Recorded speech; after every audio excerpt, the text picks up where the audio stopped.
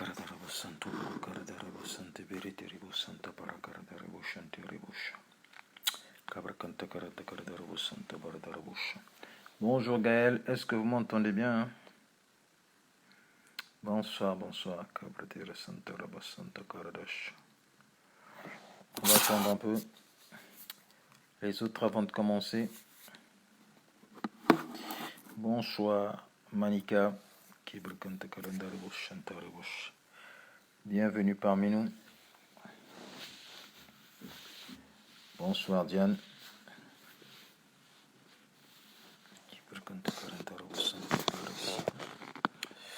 Invitez. Si vous avez des amis, vous voulez inviter. Encore 2 minutes. On va commencer. Ce soir, on va parler d'un sujet qui est très important. Comme tous les soirs, on va parler de la grâce de Dieu, qui est la clé pour notre vie. Bonsoir Étienne. Bonsoir. Bonsoir Raphaël. Bienvenue parmi nous. Invitez encore 1 minute. Et on va commencer.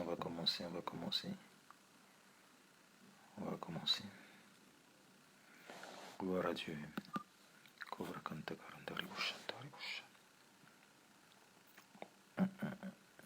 commencer.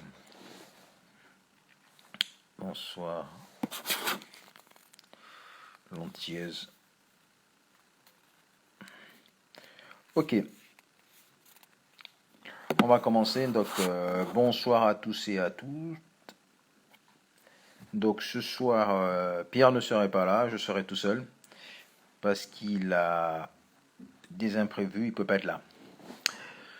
Donc, comme vous le savez très bien, pour ceux qui ont reçu l'invitation, ceux qui ne l'ont pas reçu, c'est pas grave. Je vais rappeler. Ce soir, on va essayer d'aborder quelques points qui sont très très importants. Nous allons parler de la différence entre la grâce et croire, régner par la grâce, guérir par la grâce, prospérer par la grâce, le nom de Jésus-Christ est la grâce. Peut-être je ne vais pas suivre l'ordre, mais je vais essayer d'aborder tous ces points-là pendant ces 50 minutes que nous avons et je vais prier pour les personnes qui sont dans le besoin. Avant de parler de la différence entre la grâce et croire, nous allons toujours revenir sur le point central de la vie chrétienne qui est la croix, qui est l'évangile. Nous devons réaliser une chose, que Jésus-Christ est mort, pas parce qu'il avait péché, mais parce que nous avons péché. Il est mort à notre place. Il est mort en notre nom. C'est ce que la Bible dit. Il est devenu ce que nous étions afin que nous soyons ce qu'il est. Ça veut dire quoi? Que Dieu a pris notre vie, il l'a donnée à Christ. C'est la raison pour laquelle Jésus-Christ est devenu péché à la croix. Il est mort. Ça veut dire quoi? L'homme pécheur est mort avec Jésus-Christ. C'est pour ça que la Bible dit que notre vieil homme a été crucifié avec lui. Crucifié et mort. Et la Bible nous dit que celui qui est mort est libre du péché. Donc lorsque Jésus-Christ va mourir, il sera enterré, Dieu va nous voir en Christ, et là, nous ne serons plus esclaves du péché, mais nous serons esclaves de la mort, maintenant. Et lorsque Jésus-Christ va ressusciter le 3e jour, lui et nous serons maintenant libres de la mort. Ça, c'est très important de comprendre ça. C'est ça l'évangile. La mort de Christ nous libère du péché, sa résurrection nous libère de la mort. Et la loi du péché et de la mort cesse d'exister. Et c'est la raison pour laquelle dans Romains 8, la Bible dit « Il n'y a plus de condamnation pour ceux qui sont en Jésus-Christ. La loi de l'esprit de vie les a libérés de la loi du péché et de la mort. » Pourquoi? La résurrection nous emmène à la vie. Parce que nous étions morts, et lorsque tu es ressuscité, tu as maintenant la vie. Donc nous sommes passés de la mort à la vie. Donc en tant que chrétiens, nous avons la vie de Christ. C'est ça l'évangile. Je vous ai résumé ça rapidement. Regardez l'erreur que nous faisons.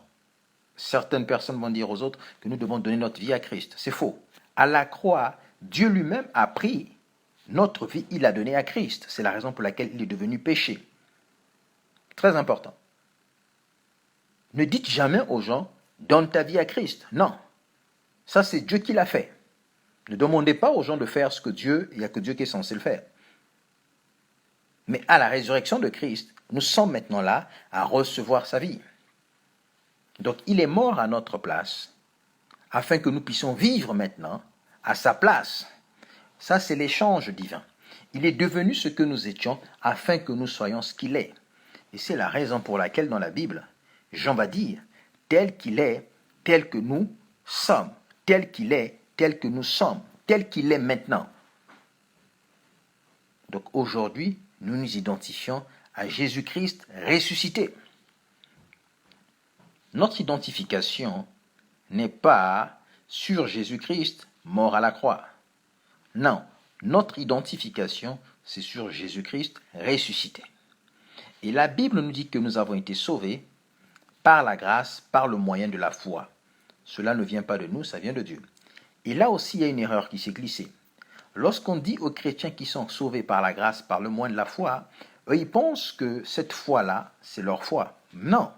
La Bible dit que nous avons été sauvés par la grâce, par le moyen de la foi. Cela ne vient pas de nous, c'est un don de Dieu. La grâce, c'est la personne de Christ lui-même. La foi, c'est l'œuvre de Christ lui-même. La Bible dit que Dieu était en Christ, réconciliant le monde avec lui-même en n'imputant pas aux hommes leurs fautes. L'homme n'était pas là. Nous n'avons pas prié pour que Dieu le fasse. Dieu, par sa propre volonté, il a fait. Et nous le connaissons tous que la Bible dit que Dieu a tant aimé le monde qu'il a envoyé son Fils, afin que quiconque croit en lui ne périsse point. La Bible ne dit pas que les hommes souffraient, ils en criaient à Dieu. Non, l'homme n'a jamais crié à Dieu, c'est Dieu qui a pourvu au plan du salut de l'homme.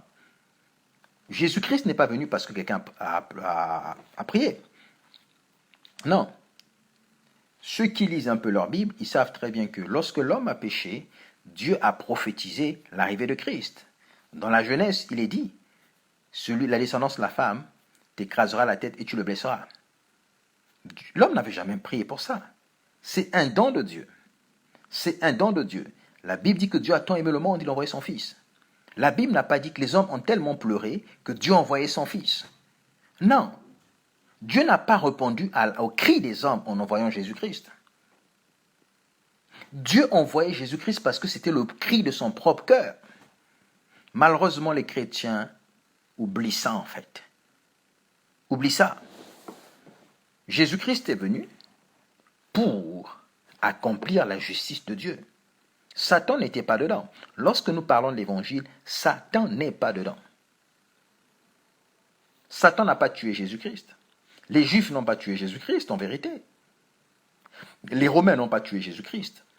Ils ont été que des instruments. C'est Dieu qui a tué Jésus-Christ pour nous, pour satisfaire sa justice, afin qu'il soit réconcilié avec nous. Donc Dieu est devenu un homme afin qu'il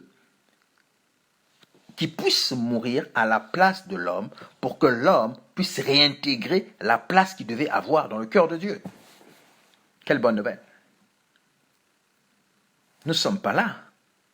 Nous ne sommes pas là. Nous ne sommes pas là. Ça veut dire quoi? Lorsque Jésus-Christ est devenu péché, ça veut dire qu'il est devenu, par exemple, Samantha. Il est devenu Gaël. Il est devenu Étienne. Notre vieil homme.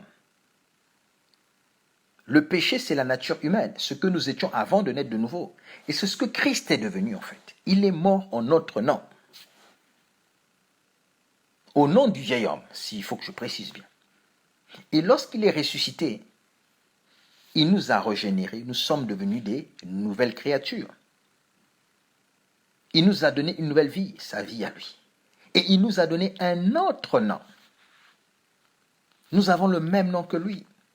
Parce que la Bible dit aujourd'hui qu'en tant que chrétiens, nous sommes le corps de Christ. Il est la tête, nous sommes le corps. Nous sommes son corps. Il vit maintenant à travers nous. Il continue à vivre sur la terre à travers nous. Maintenant, c'est quoi la grâce de Dieu d'abord? La grâce de Dieu, c'est simplement Dieu habitant dans l'homme. La grâce de Dieu n'est pas la faveur imméritée, mais elle produit la faveur imméritée. La grâce, c'est Jésus-Christ en nous. C'est pour ça que Paul a dit « Christ en moi, l'espérance, la gloire ». Malheureusement, les chrétiens aiment bien prononcer ce mot, la grâce, grâce, grâce, mais ils ne comprennent même pas c'est quoi la grâce. La grâce, c'est une personne, c'est pas un concept, c'est pas une loi. Beaucoup parlent de la loi de la grâce. La loi de la grâce n'existe pas, la grâce, c'est une personne. Il s'appelle Jésus-Christ. Jésus-Christ. La grâce, c'est Dieu dans l'homme. C'est pour ça que la nouvelle créature n'est pas un homme qui a la vie de Dieu, mais c'est Dieu dans le corps de l'homme. Et c'est ça la grâce de Dieu en fait. Regardez, Éphésiens 1,3 nous dit que Dieu nous a bénis de toutes les bénédictions. C'est pas que Dieu nous a donné l'argent. Non. Être béni de toutes les bénédictions, ça veut simplement dire que Dieu t'a rendu comme lui. La Bible dit que nous sommes devenus les membres de Christ. Nous sommes devenus des participants de la nature divine. Nous faisons maintenant partie de la divinité. Nous faisons partie, s'il faut le dire, de la Trinité divine. Lorsqu'on parle de Dieu le Père, le Fils et le Saint-Esprit, nous sommes maintenant dans le Fils. Vous voyez ça? Nous faisons partie maintenant de Elohim. Et comme Dieu est béni, il est tout, nous avons été bénis de tout, parce que nous sommes devenus un avec Dieu. La conséquence de notre unité avec Dieu va faire que nous allons jouir de certains privilèges. Parce que tu es devenu comme Dieu, tu fonctionnes avec la même autorité que Dieu. Tu es limitless. Ça veut dire quoi? Tu n'as pas de limite parce que Dieu n'a pas de limite. Tu as la vie de Dieu en toi. La loi du péché de la mort est censée ne plus opérer en nous. Parce que la loi qui opère maintenant en nous, c'est la loi de l'esprit de vie. Je viens de le dire, Romains 8.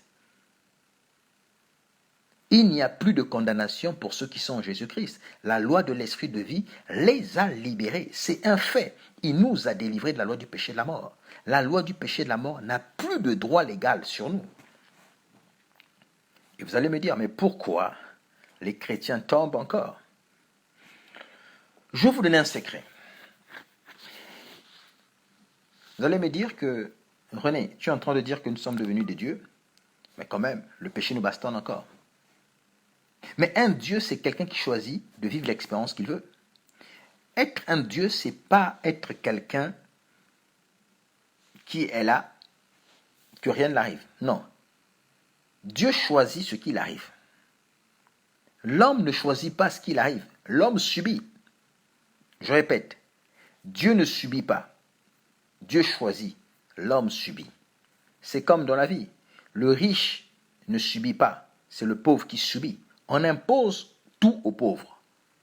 Le pauvre ne choisit pas là ce qu'il va vivre. Ses revenus choisissent à sa place. Le pauvre ne choisit pas son supermarché, mais ses revenus choisissent à sa place. Vous voyez ça? Mais il n'y a que le riche qui choisit. Qui choisit ce qu'il va manger, qui choisit là ce qu'il va vivre. La plupart des gens vivent à proximité de leur lieu de travail. Mais pourquoi? Parce qu'ils sont limités par leur lieu de travail. Si tu n'es pas limité par ton lieu de travail, tu as tes revenus, tes sous ne dépendent pas de ton travail. Tu peux aller vivre où tu veux. Parce que tu n'as pas besoin de te déplacer, tu habites chez toi, tu investis, tu vis ta vie. Vous voyez? Et être un Dieu, c'est ne plus être limité par quoi que ce soit. Et lorsque nous sommes nés de nouveau, je viens de vous dire que nous sommes devenus des enfants de Dieu. Nos expériences dépendent maintenant de ce que nous choisissons. Et comment est-ce qu'on fait pour choisir? C'est en croyant. C'est pour ça que le Seigneur va dire que tout est possible à celui qui croit. Nos expériences dépendent de ce que nous croyons. Et c'est la raison pour laquelle nous devons avoir des pensées justes. Nous devons avoir des pensées justes. Je vous recommande vraiment d'acheter le livre du pasteur qu'on appelle Joseph Prince. Je répète, le pasteur Joseph Prince, qui a écrit un livre sur l'importance des pensées justes. Lisez ce livre, vous allez apprendre beaucoup de choses. Avoir les pensées justes, c'est simplement penser comme Dieu pense en fait. Nous expérimentons ce que nous croyons. Et c'est comme ça, avec Dieu. Ça veut dire quoi? Même si Dieu a tout fait pour toi, mais si tu ne crois pas ça, tu ne pourras pas l'expérimenter. Et ce soir, je suis en train de vous parler de l'expérience. Je ne vous parle pas simplement des théories bibliques, je vous parle de l'expérience. Comment passer de la théorie à l'expérience? Si Jésus-Christ est mort pour toi, si Jésus-Christ a tout payé, si tu es devenu une nouvelle créature, tu dois expérimenter cette vie de la nouvelle créature. Tu ne dois plus être esclave du péché. Tu ne dois plus être esclave de la maladie. Tu ne dois plus être esclave de la stupidité. Parce que toutes ces choses-là ne sont plus en toi. Mais aussi longtemps que tu vas t'identifier à ces choses-là, aussi longtemps que tu vas penser que tu es bête, tu n'es pas sage, tu vas l'expérimenter. Mais qu'est-ce que la Bible dit? Que Jésus-Christ qui habite en toi est devenu ta sagesse. Jésus-Christ qui habite en toi est devenu ton intelligence. Jésus-Christ qui habite en toi est devenu ta sanctification. Donc notre responsabilité à nous, c'est de croire, d'accepter que Jésus-Christ est notre sagesse. Lorsque nous le faisons, il produit sa sagesse en nous. Lorsque nous acceptons que Jésus-Christ est notre sanctification, c'est là ce qui va produire la sanctification en nous. N'oublions pas, qu'avons-nous fait pour être nés de nouveau? Personne n'est allé prier. On t'a prêché l'évangile, tu as cru en l'évangile, et qu'est-ce que tu as fait? Tu as confessé, tu as cru dans ton cœur, tu as confessé ta bouche et tu es devenu chrétien ou chrétienne. Et c'est le même principe. Pendant que je suis en train de parler là, je vous parle du message de l'évangile en fait. J'essaie de vous faire comprendre. J'essaie de vous démontrer que Jésus-Christ est devenu votre sagesse. Jésus-Christ est devenu votre intelligence, votre sanctification, votre rédempteur. Rédempteur veut dire simplement celui qui te délivre de toutes les situations. Donc, ta responsabilité à toi, c'est d'accepter cette vérité-là, de croire en ça. Et je vais détailler. Croire veut dire quoi? Croire, c'est simplement considérer, estimer comme vrai ce que je suis en train de dire. Croire en Jésus-Christ, c'est estimer comme vrai, agir par rapport à ce qu'il dit. Donc si Jésus-Christ est devenu ta sagesse, tu dois t'appuyer maintenant sur lui. Tu dois sous-traiter tes problèmes à Jésus-Christ. Il est devenu comme ton sous-traitant. Ton problème de sagesse n'est plus ton problème, tu l'as remis à Jésus-Christ. Et il va le régler. En pratique, ça veut dire quoi? Lorsque tu es face à une situation qui te demande la sagesse, tu dis simplement merci Seigneur, parce que tu es ma sagesse. Et tu t'attends à avoir l'inspiration. C'est ça, marcher par la foi. Marcher par la foi, c'est de croire à la parole de Dieu. C'est ne pas s'appuyer sur soi, en fait. Le problème qu'on a, nous disons souvent, je n'ai pas assez de qualité. Non. Le problème n'est pas que tu aies des qualités. La vraie question, est-ce que Christ a des qualités? Est-ce que Christ a la sagesse? Si Christ a la sagesse, ça suffit. Parce qu'il est devenu notre vie. Galates 2:20 que nous citons beaucoup, la Bible dit quoi? Nous avons été crucifiés avec lui, ce n'est plus nous qui vivons, c'est Christ qui vit en nous. Si Christ vit en toi, ça veut dire quoi? C'est Christ qui réfléchit en toi. C'est Christ qui pardonne en toi. C'est Christ qui aime en toi. C'est Christ qui fait tout en toi. C'est ça l'évangile. Mais malheureusement, les chrétiens aiment bien s'appuyer sur leur capacité. Et c'est la raison pour laquelle nous restons dans la défaite. Marcher par la foi, c'est d'arrêter de faire et laisser Christ faire. Arrêter de faire, c'est croire en lui. Accepte simplement. Accepte. La Bible dit quoi? Que nous devons croire. Croire. La Bible ne nous demande pas de faire, nous demande de croire. Lorsque nous croyons, l'action découle de croire. Je répète, lorsque nous croyons à quelque chose, l'action qui est en phase avec ce que nous croyons va se produire. La première des choses, c'est de croire. La vie chrétienne, c'est l'être avant le faire. Parce que le faire est la conséquence de l'être. Malheureusement, aujourd'hui, on se focalise sur le faire avant l'être. D'abord l'être, avant le faire. Pourquoi? Même dans la vie dans la vie de tous les jours, on le sait très bien. On le sait très bien. Une femme a cette habilité de devenir mère. Mais l'homme n'a pas cette habilité. L'homme ne naît pas avec ça. Il ne peut pas. L'être, d'abord, notre identité. Christ est devenu notre identité. Nous ne devons pas nous regarder, nous ne devons pas regarder les autres par rapport à leurs actions. Nous devons les regarder par rapport à ce que Christ a fait. Je répète, nous ne devons pas regarder les autres par rapport à leurs actions. Nous devons les regarder par rapport à ce que Christ a fait. C'est ça la vérité de l'évangile en fait. La vie chrétienne est basée sur ça. Marcher par la foi, c'est simplement marcher par rapport à ce que Christ a fait. Ça veut dire quoi? Si tu es chrétienne, tu vois ton frère voler, ce que tu dois faire, c'est quoi? C'est simplement demander. Non, je ne parle même pas de demander. Tu dois simplement croire que Jésus-Christ l'a déjà libéré du vol. Et c'est ça, marcher par la foi. Tu dois simplement croire que Jésus-Christ l'a libéré du vol. L'a libéré du vol. L'a libéré du vol. Vous voyez ça? L'a libéré du vol. Et c'est très important. C'est très important, je vous assure. Il l'a libéré du vol. Celui qui ne marche pas par la foi, il va voir son frère voler, il va l'appeler voleur. Non. Marcher par la foi, c'est pas marcher par rapport aux actions. C'est marcher par rapport à ce que Christ a fait. Le frère chrétien que tu vois qui vole là, si tu regardes par rapport à la croix, tu vas tirer la conclusion, il est libre du vol. Mais pourquoi il vole? Parce qu'il ne sait pas qu'il vole. Et comme il ne sait pas qu'il vole, ta responsabilité à toi, non, comme il ne sait pas qu'il était libéré, ta responsabilité à toi, c'est de l'informer qu'il a été libéré. C'est pour ça que la Bible dit, allez, faites de toutes les nations mes disciples. Glory to God. Donc là, vous avez compris c'est quoi la grâce? La grâce, c'est une personne. Croire, c'est considérer, estimer ou sous-traiter ou s'appuyer sur ce que Dieu a dit. Donc là, vous-même pouvez créer la différence. La grâce, c'est ce que Dieu dit, ce que Dieu a fait en Christ. Croire, c'est ma réponse à moi. Je répète, la grâce, c'est ce que Dieu dit.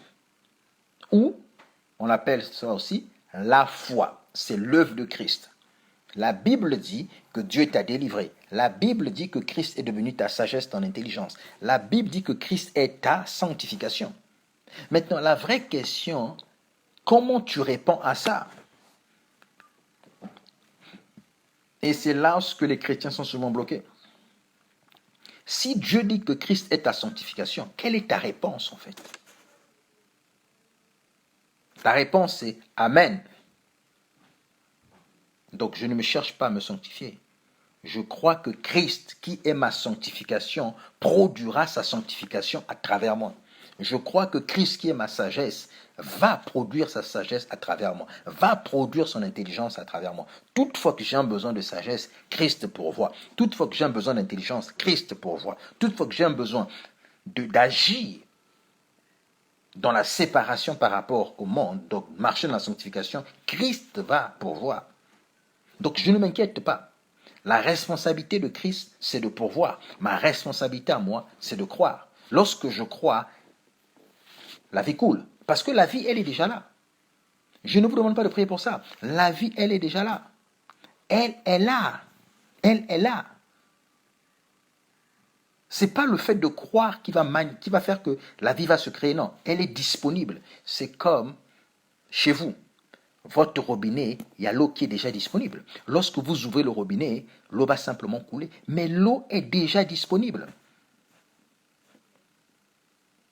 L'eau est déjà dans les tuyaux.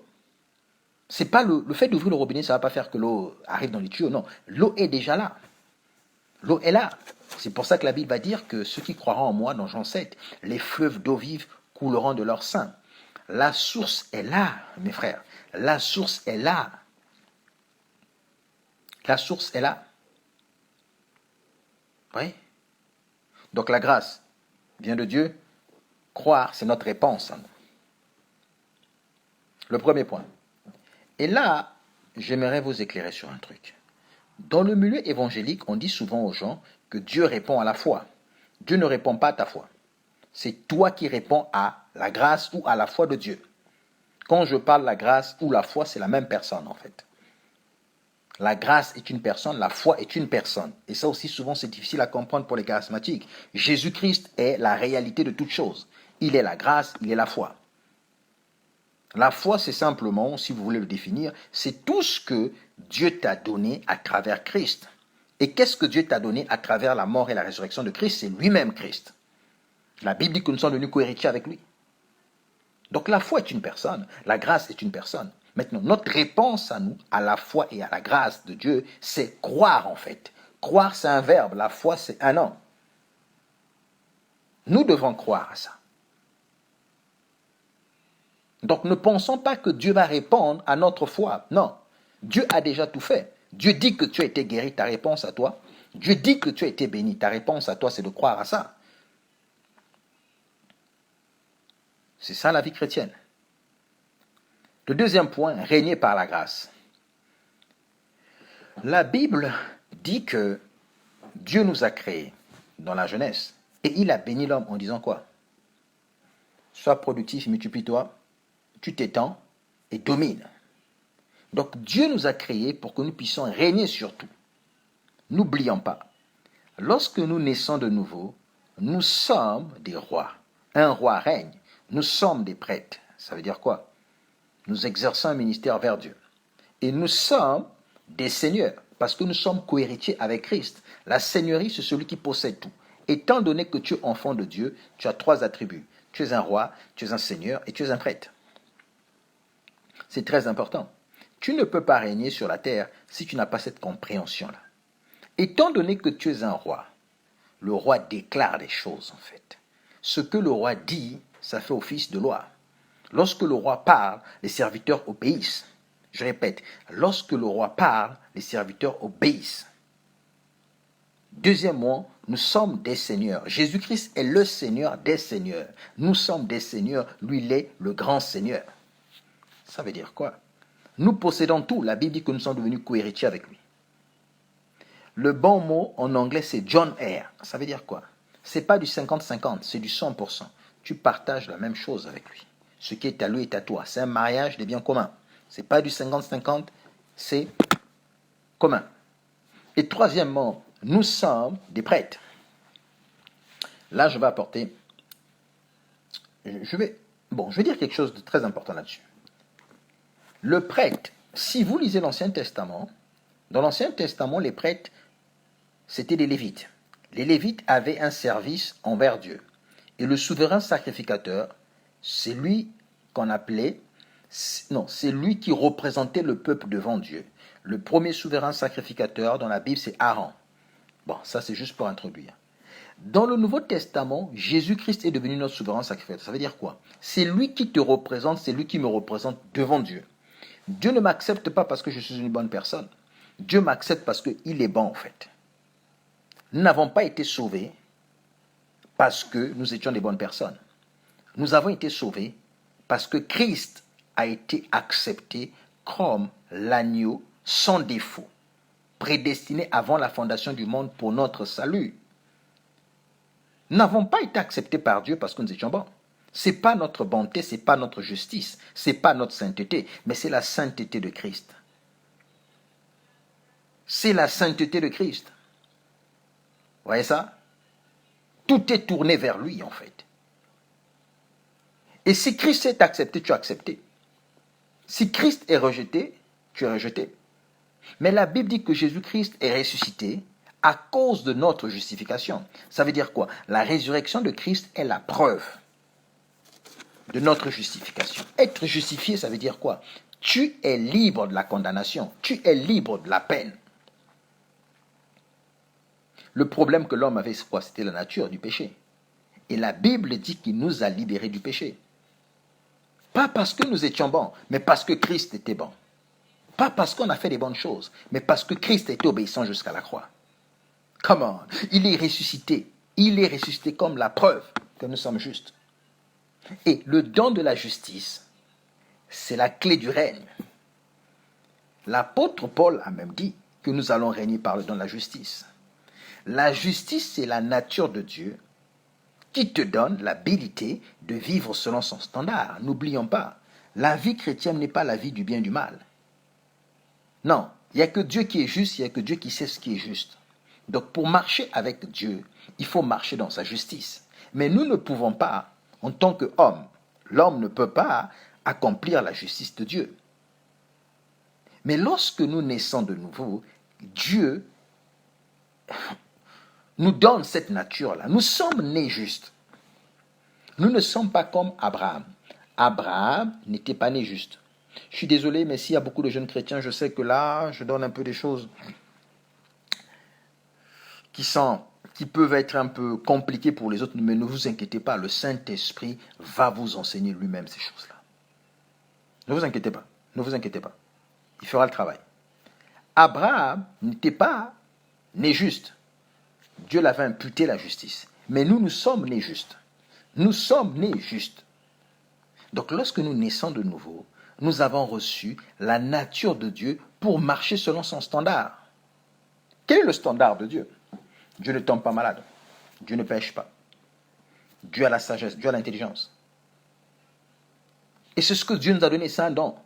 Ce n'est pas à nous de chercher à le produire. C'est Christ qui le produit en nous. Il n'y a pas de règne.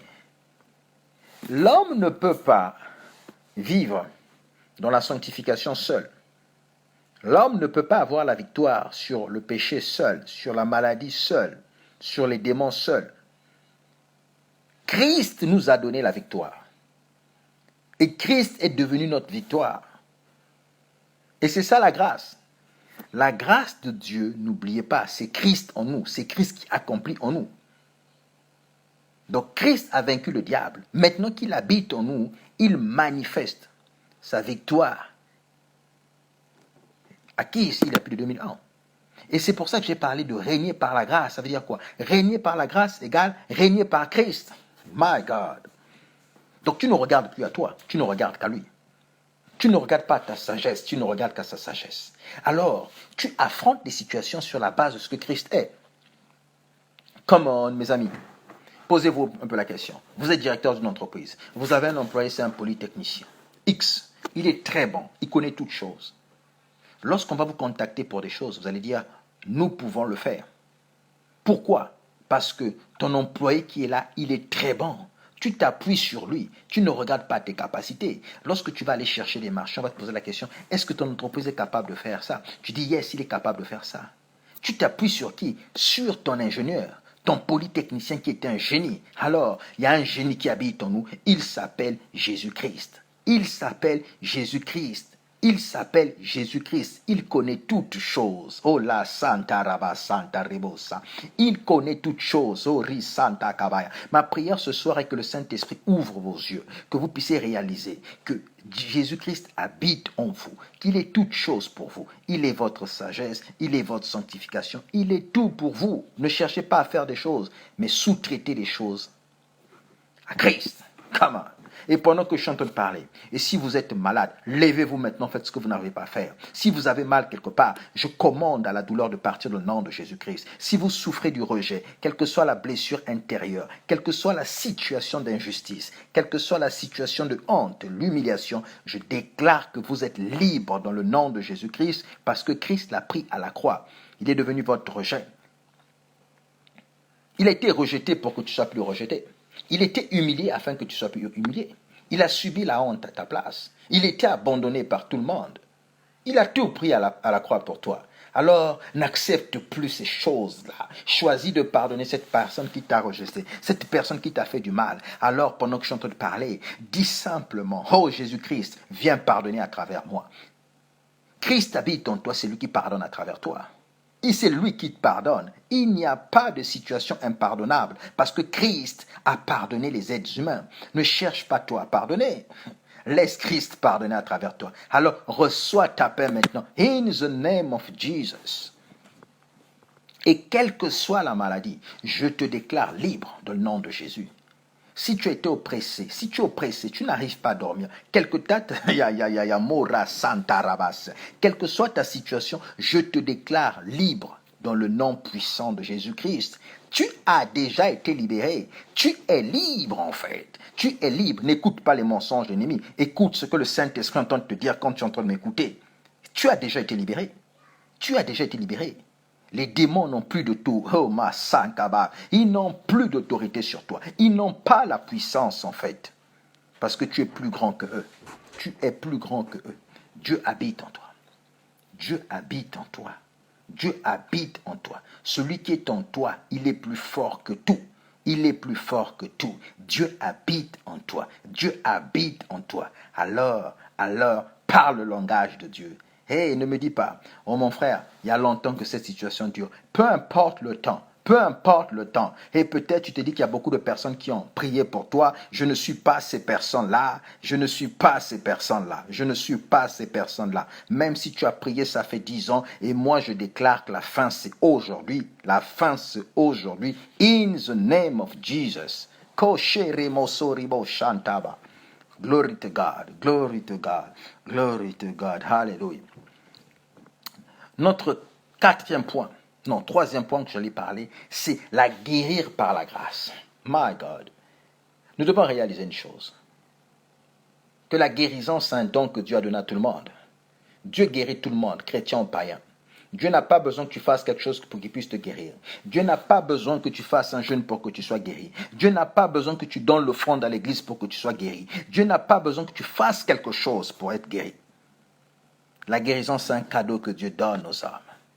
Tout ce que Dieu te demande, c'est de croire, en fait. Lorsque Jésus-Christ est mort, il est devenu maladie.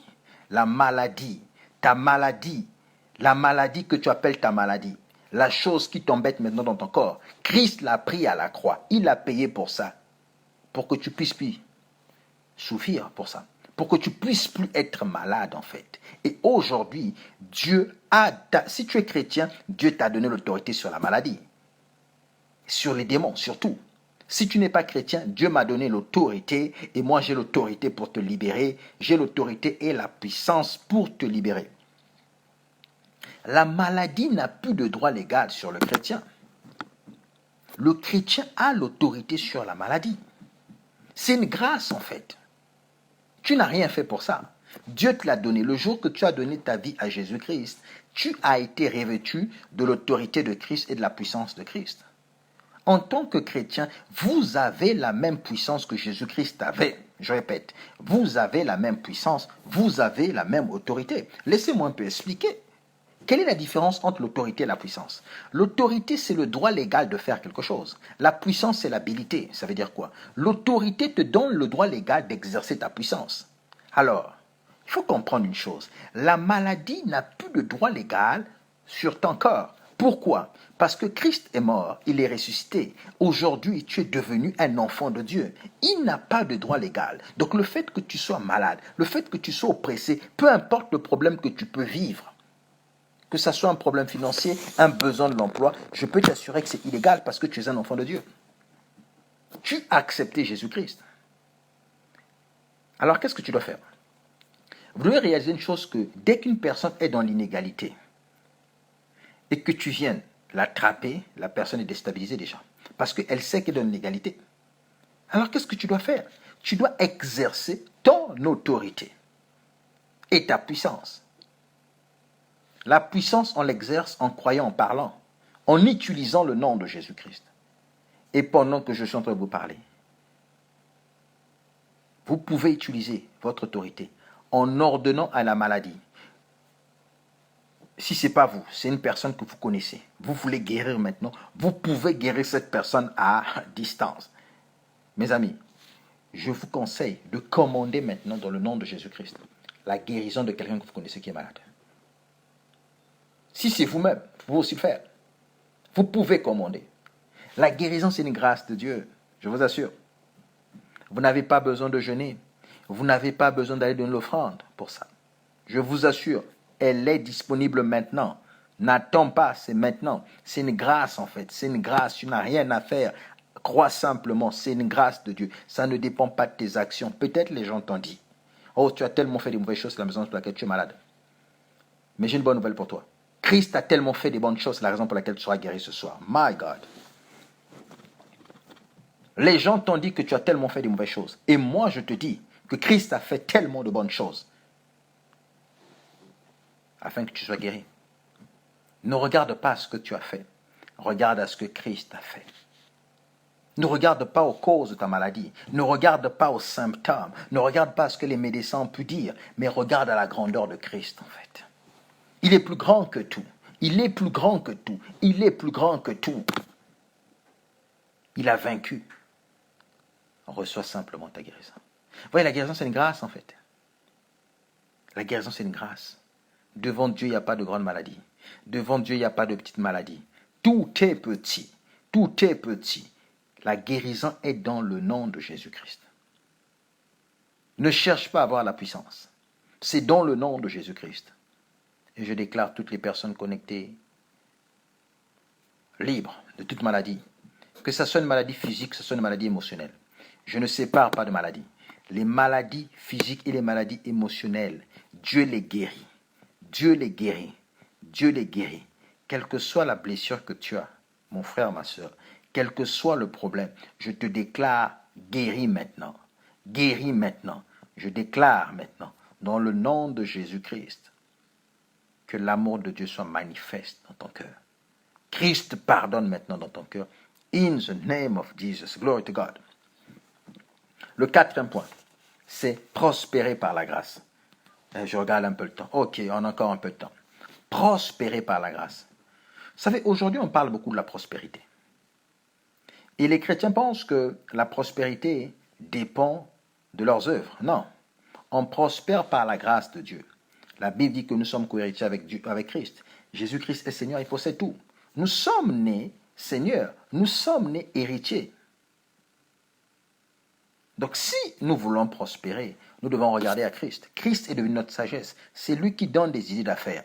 C'est lui qui donne l'intelligence pour concevoir des choses, pour innover, pour apporter des solutions aux problèmes des hommes, parce que Christ lui-même, il est la solution aux problèmes des hommes. C'est l'avantage que le chrétien a. Celui qui est la solution aux problèmes des hommes, c'est incarné en nous, il habite en nous, il est un avec nous.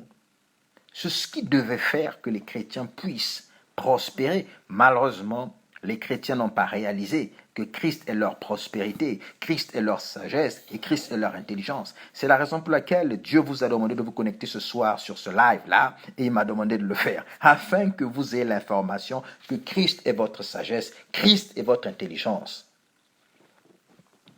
Beaucoup d'entre vous, vous avez peut-être des complexes. Vous allez dire que non, moi je ne suis pas très intelligent. Qui t'a dit que tu n'es pas très intelligent? Tu n'étais pas intelligent avant que tu acceptes Jésus-Christ. Ça pouvait se comprendre. Mais depuis que tu as accepté Jésus-Christ, je peux t'assurer que Christ est devenu ton intelligence. Malo Sobradou Chakal a dit, ne parle pas comme une personne qui n'a pas accepté Christ. Il est devenu ton intelligence. Si tu veux savoir plus, va simplement lire 1 Corinthiens 1,30. Christ est devenu ton intelligence. Christ en toi, c'est l'intelligence. Christ en toi, c'est la sagesse. Christ en toi, c'est la sanctification. C'est ça, prospérer. Prospérer, c'est simplement laisser Christ vivre sa vie en toi. Ne prenez pas la définition de la prospérité qui se trimballe aujourd'hui dans le milieu charismatique, que la prospérité, c'est simplement l'argent. Non, la prospérité, c'est la totalité de la vie de Christ en nous. La totalité de la vie de Christ en nous, c'est pas une histoire d'argent. C'est Christ en entier manifeste en nous. Manifeste en nous. C'est le Christ glorieux qui se manifeste en nous. Vous voyez? La prospérité, c'est pas simplement une histoire de sous. C'est plus que ça. C'est une personne. La prospérité est une personne. Il s'appelle Jésus-Christ. Lorsqu'il vit en toi, lorsqu'il opère en toi, c'est ça prospérer. C'est la raison pour laquelle Jean va dire, je désire que vous prospérez à tous égards. À tous égards, ça veut simplement dire quoi? Prospérer à tous égards, c'est laisser Christ être manifeste totalement en nous. Glory to God, glory to God. Et ça, c'est la clé de la prospérité. La prospérité n'est pas une histoire d'argent. La prospérité, c'est l'histoire de Christ manifeste en nous, manifestant sa sagesse, son intelligence, sa bonté, sa paix, sa maîtrise de soi, sa sobriété, sa douceur. Oh my God, c'est mon Jésus, ça. Voyez? Et lorsqu'on manifeste ces choses-là, je peux vous assurer, l'argent ne pourra que venir. Pourquoi? Parce que Christ, la sagesse, connaît tout. Il a tellement de choses, il a tellement d'idées, il a tellement de concepts qu'il veut donner aux gens. Glory to God. Glory to God. Hallelujah. Et j'espère que ça vous aide ce soir. Si ça vous aide, faites-moi un petit signe. Si ça vous aide. Comme ça, la prochaine fois, je pourrai développer plus. Parce que je peux que donner en fonction de votre niveau. Il y a des choses qu'on ne peut pas dire aux enfants. C'est comme ça. Il y a des choses qu'on ne peut pas dire. Glory to God. Hallelujah. Et je vais finir avec mon dernier point, qui est le nom de Jésus-Christ et la grâce. Nous devons réaliser une chose. La Bible dit dans Jean 14, « Tout ce que vous demanderez en mon nom, je le ferai afin que le Père soit glorifié. » My God, le nom de Jésus-Christ, c'est devenu ton nom, c'est devenu mon nom. Lorsque tu es né de nouveau, laissez-moi expliquer ça différemment. Lorsque Jésus-Christ est allé à la croix, la Bible dit qu'il est devenu péché.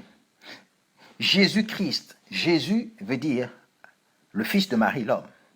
Christ, c'est Dieu. Jésus-Christ, c'est l'homme Dieu. Mais cet homme Dieu, lorsqu'il est allé à la croix, il est devenu péché. Donc, il est devenu Jésus péché. Lorsqu'il est mort en tant que Jésus péché. Et c'est pour ça qu'il est devenu péché. On dit qu'il est devenu péché. C'est pour ça qu'il est devenu ce que nous étions. Et lorsqu'il est ressuscité, il est ressuscité en tant que Fils de Dieu. Il est devenu Christ Jésus. Christ Jésus. Christ Jésus. Ça veut dire quoi? Il est mort en ton nom. Il est mort en devenant Jésus Juan, Jésus Étienne, Jésus René. Il est ressuscité. Christ Jésus, Christ Étienne, Christ René. Vous voyez ça? Donc le nom de Jésus là est devenu notre nom parce que nous sommes devenus son corps. Nous avons été baptisés dans le nom de Jésus-Christ. Ça veut dire quoi? Être baptisé dans ce nom-là, c'est d'être uni avec la personne qui porte ce nom-là. My God. Ça veut dire quoi? C'est devenir, c'est hériter. Tous les privilèges sont liés à ce nom-là. La Bible dit qu'il a reçu le nom qui est au-dessus de tout nom. The name of Jesus. Pourquoi? Parce qu'il a vaincu la mort. Il a satisfait à la justice de Dieu. Il a pourvu au salut. Nous sommes baptisés dans le nom de Jésus-Christ. Nous sommes sauvés dans le nom de Jésus-Christ. Nous sommes sanctifiés dans le nom de Jésus. Nous sommes guéris dans le nom de Jésus. Nous sommes justifiés dans le nom de Jésus. My God. Nous recevons tout en son nom. Nous avons la vie en son nom. Et la Bible dit qu'il est assis dans la position la plus élevée de l'univers. Il est assis au-dessus des anges, au-dessus de toute domination. Et la Bible dit que nous sommes assis avec lui. Ça veut dire quoi? Tu es assis au-dessus des anges, mon frère et sœur. Ma sœur et mes sœurs, mes frères et mes sœurs, vous êtes assis au-dessus des anges. En tant qu'enfants de Dieu, nous avons la position qui est la plus élevée. Glory to God, glory to God, glory to God. C'est la raison pour laquelle si vous lisez un peu votre Bible, dans le livre d'Hébreux, la Bible va dire que Christ est supérieur aux anges. My God, que les anges sont des esprits envoyés pour aider ceux qui vont hériter le salut, c'est nous autres là. Nous sommes assis avec Christ dans les lieux célestes. La Bible ne dit pas que les anges sont assis avec Christ. La Bible dit que les anges sont là pour louer Christ. Et moi, je suis assis sur le trône. Ora santo colomanto scelento. Et c'est ce nom-là qui nous a donné. Le nom de Jésus. Au nom de Jésus, tout genou fléchit. Vous voyez? Le problème, les chrétiens n'utilisent pas le nom de Jésus-Christ. La puissance est dans le nom de Jésus. La puissance n'est pas dans le parlant langue. Le parlant langue te pousse à utiliser le nom de Jésus-Christ parce que la puissance est dans le nom de Jésus. La puissance est dans le nom de Jésus. Lorsque tu pries en langue, tu ne deviens pas plus puissant. Tu es déjà puissant. Molosotaya. Tu as la puissance de Christ en toi. Le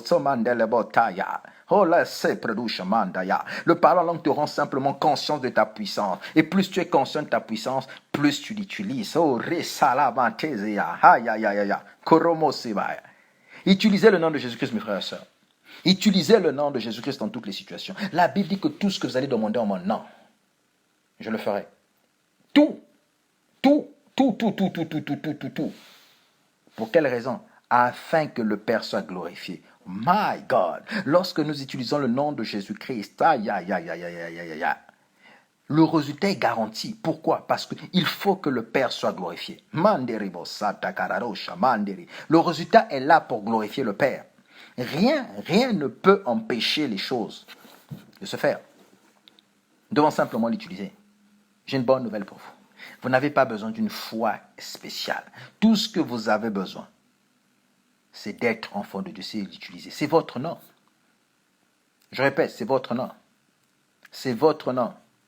Est-ce que tu as besoin de la foi pour utiliser ta carte bancaire? Est-ce que tu as besoin d'une foi spéciale pour utiliser la clé de ton appartement? Non, parce que c'est à toi. Et Dieu me dit de te dire ce soir que le nom de Jésus-Christ, c'est à toi. C'est à toi de l'utiliser. C'est à toi de l'utiliser. C'est une clé. C'est la clé passe-partout. C'est la clé passe-partout. Aucun démon, Moroba, aucune maladie, Santa Rabai, aucune situation, Kinderebo Santa Raba, Santa Rebosai, ne peut résister dans le nom de Jésus-Christ, mes frères et sœurs. Nous ne l'avons pas bien utilisé. Le nom de Jésus-Christ, c'est le nom de la grâce, parce que la grâce est une personne. À partir de ce soir, souvenez-vous que le nom de Jésus-Christ est associé à la grâce de Dieu. Si nous voulons régner par la grâce, comme je l'ai dit sur le point numéro 2, nous devons utiliser le nom de Jésus-Christ. Mosoribo Shakabaradi. Le nom de Jésus-Christ, c'est l'instrument du règne par la grâce. Le nom de Jésus-Christ, c'est l'instrument du règne par la grâce. Alors posons la question, qu'est-ce que le Seigneur Jésus-Christ nous a donné par sa résurrection? Qu'est-ce que le Seigneur a fait? Et j'ai une bonne nouvelle pour vous. Il a fait toutes choses. La Bible dit, oh, je suis tellement joyeux, je ne peux que parler en langue. Mes amis, je suis désolé. Dans 2 Corinthiens 17, la Bible dit quoi? Il a rendu toutes choses nouvelles. Il a rendu toutes choses nouvelles. Éphésiens 1:3 dit quoi? Dieu nous a bénis de toutes les bénédictions spirituelles dans les célestes en Christ. Hey! Il t'a tout donné. La Bible dit quoi? Sa divine puissance a donné tout ce qui est nécessaire à la vie et à la piété. Dans 2 Pierre 1. Lorsque vous utilisez le nom de Jésus-Christ, tout ce que Dieu vous a donné va se manifester. Je vais commencer un peu à citer. Nous avons la sagesse dans le nom de Jésus-Christ. Nous avons l'intelligence dans le nom de Jésus-Christ. Nous avons la sanctification dans le nom de Jésus-Christ. Ça veut dire quoi? Tout problème de caractère qui t'embête, excès de colère, manque de maîtrise de soi, peu importe le problème, je te déclare libre in the name of Jesus. Si c'est une addiction que tu as, sobre kanta karada, quel que soit le type d'addiction, ça peut être la cigarette, ça peut être la drogue, ça peut être la nourriture, ça peut être le sexe, ça peut être la pornographie, ça peut être le téléphone. Peu importe la chose, je te déclare libre in the name of Jesus. Libre in the name of Jesus. Jésus-Christ a déjà réglé ce problème. Il est ressuscité en te rendant libre. Rien ne peut te contrôler. Je vous ai parlé de régner par la grâce de Dieu. Il n'y a que Christ qui est censé régner sur nous. Il n'y a que lui qui est notre Seigneur. Aucune autre chose est censée régner sur un enfant de Dieu. Je ne suis pas là pour te juger. Je suis là simplement pour dire que Dieu t'a déjà libéré. Dieu t'a déjà libéré. Exerce juste ton autorité. La Bible dit que dans le nom de Jésus, tout ce que vous allez demander en mon nom, je le ferai afin que le Père soit glorifié, afin que le Père soit glorifié. Alors, confesse maintenant, déclare maintenant la fin de ces choses dans le nom de Jésus-Christ, afin que le Père soit glorifié, afin que le Père soit glorifié. J'ai une bonne nouvelle pour vous ce soir. Malheureusement, on n'a pas le temps. Dieu est glorifié lorsque tu utilises le nom de Jésus-Christ. Je répète, Dieu est glorifié lorsque tu utilises le nom de Jésus-Christ. Le fait de ne pas utiliser le nom de Jésus-Christ, ça ne glorifie pas le Père. Le Père est content que tu utilises le nom de Jésus-Christ. Le Père est content que tu puisses jouir de tous les bénéfices qu'il y a dans le nom de Jésus-Christ. Malheureusement, les chrétiens ne le font pas. Les chrétiens ne le font pas. C'est dommage. C'est dommage. Mes frères et sœurs, il ne reste plus que 4 minutes. Mais je vais vous laisser 1 minute. Je n'ai pas besoin de prier pour vous. Parce que vous avez la même autorité, la même puissance que j'ai. Je vais vous laisser. Déclarez maintenant la fin de toute chose que vous voulez voir dans votre vie. Peu importe le problème. Si c'est un besoin financier, appelez simplement, déclarez simplement la somme dont vous avez besoin dans le nom de Jésus-Christ. Ne vous posez pas la question. Déclarez-le simplement maintenant. Déclarez, déclarez, déclarez. Vous avez l'autorité, la puissance pour changer vos vies. Je vous donne juste l'opportunité de le faire maintenant. Faites-le maintenant et vous allez avoir des témoignages, vous allez avoir des bonnes nouvelles parce que Dieu vous aime, parce qu'il est bon. Ne regardez pas ce que vous avez fait, regardez à ce qu'il a fait. N'écoutez pas s'il y a des voix qui sont en train de vous dire « Tu as fait ceci, tu as fait cela », tu demandes au diable de te taire, que ce n'est pas son problème. Utilise le nom de Jésus. Utilise le nom de Jésus. Utilise le nom de Jésus. Ça ne dépend pas de toi, ça ne dépend pas de ce que tu as fait, ça ne dépend pas de ta sanctification. C'est ce nom-là qui te libère du péché, c'est ce nom-là qui t'a libéré du péché et qui t'emmène à marcher dans la sanctification pratique. Utilise le nom de Jésus. Utilise le nom de Jésus-Christ. Les amis, c'est un péché de ne pas utiliser le nom de Jésus.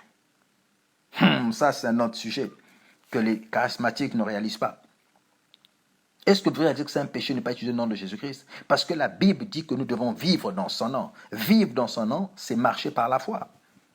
Tu ne peux pas marcher par la foi et ne pas utiliser le nom de Jésus-Christ. Ce nom-là représente tout ce qu'il est. Ce nom-là représente tout ce qu'il est. Nous nous approchons de Dieu en son nom. Ce n'est pas en notre nom, c'est en son nom. Glory to God.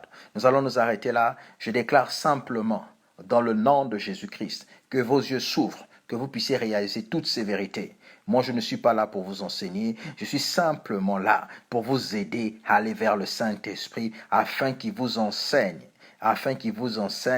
Je vous dis vraiment merci d'avoir pris ce temps pour assister à ce live.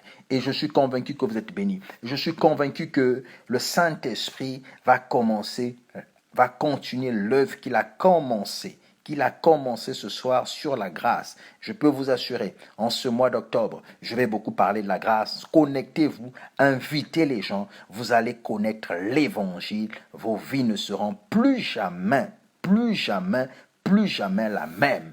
Plus jamais la même. Parce que lorsqu'on parle de la grâce, on parle de Christ. Lorsqu'on parle de la grâce, les anges sont en action. Lorsqu'on parle de la grâce, la foi est active. Je peux vous assurer, vous êtes bénis. Passez une bonne nuit.